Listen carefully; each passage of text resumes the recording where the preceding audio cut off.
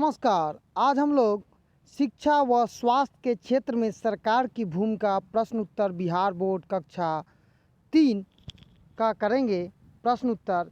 तो चलिए प्रश्न उत्तर की ओर चलते हैं। पहला प्रश्न है, सबके लिए स्वास्थ्य सुविधा उपलब्ध कराने के लिए सरकार कौन कौन से कदम उठा सकती है, चर्चा करना है। तो सबके लिए स्वास्थ्य की सेवा उपलब्ध कराने के लिए सरकार को सबसे पहले पीने की उचित व्यवस्था करनी चाहिए। जो पानी है उसे शुद्धता के साथ आम आदमी को मिलना चाहिए।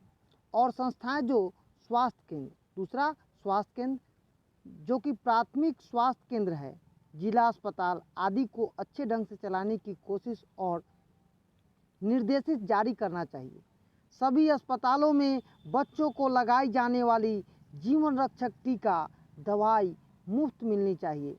साथ साथ गर्भवती महिलाओं को खून की कमी को दूर करने के लिए आयरन की गोली मिलनी चाहिए।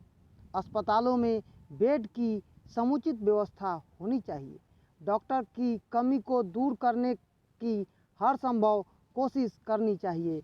गांव में अस्पताल खुलने चाहिए और डॉक्टर की व्यवस्था करनी चाहिए, जिससे गांव के लोगों के बीमार होने पर वहीं उनका इलाज संभव हो सके, क्योंकि ज़्यादा लोगों की मृत्यु बीमारी के दौरान या शहर जाने के क्रम में रास्ते में ही हो जाती है। तो सबके लिए स्वास्थ्य सेवा उपलब्ध होनी चाहिए। दूसरा प्रश्न है, शिक्षा की स्थिति बेहतर करने के लिए सरकार की क्या भूमिका होनी चाहिए।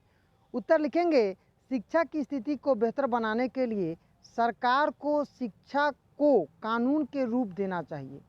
शिक्षा पाना सबका हक है और जिसे शिक्षा नहीं मिल पा रही है उसे न्यायालय का सहारा ले सके। शिक्षा के लिए उचित व्यवस्था की जानी चाहिए। सबसे पहले स्कूल की व्यवस्था ठीक हो, क्योंकि शिक्षा पाने के लिए यह पहला पड़ाव है। स्कूल की व्यवस्था ठीक होने से बच्चों की पढ़ाई की सही ढंग से हो सकेगा और हर जगह शहर हर गांव के माध्यम में क्या किया जाए, उच्च विद्यालय कॉलेज की स्थापना हो, ताकि विद्यार्थियों की शिक्षा प्राप्त करने के लिए घर से दूर न जाना पड़े। कुछ विद्यार्थी खासकर लड़कियों को घर से दूर जाकर पढ़ने में अनुमति आज भी हमारे ग्रामीण परिवेश में नहीं है और उनकी पढ़ाई बीच में ही छुड़ा दी जाती है। रोजगार के क्षेत्र में उन्नत करने के लिए लोगों को शिक्षा के प्रति आकर्षित करना होगा और इन सब के साथ सरकार को जनता के लिए शिक्षा के महत्व को भी बताना चाहिए। इसलिए हमारे शिक्षा नीति में मुफ्त और अनिवार्य शिक्षा कही गई है, जो कि 6 से 14 वर्ष के बच्चों को मुफ्त और अनिवार्य शिक्षा हमारे मूलभूत अधिकारों में भी इसे शामिल किया गया है।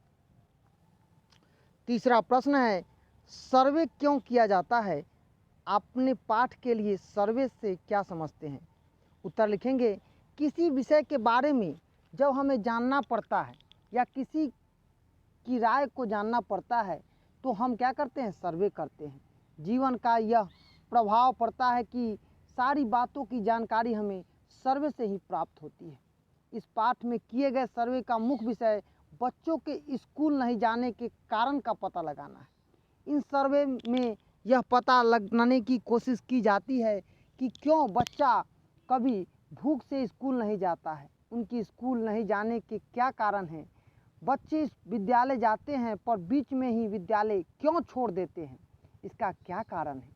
जो बच्चे बाल मजदूर हैं, पढ़ते नहीं हैं, लिखते नहीं हैं, समय में काम करने हैं और इन कारणों का पता लगाना होगा, तो इसके लिए हमें सर्वे करना पड़ता है और हम सर्वे से इसको जान सकते हैं। तो आज हम लोग शिक्षा स्वास्थ्य के क्षेत्र में सरकार की भूमिका प्रश्न उत्तर किए हैं, जो बिहार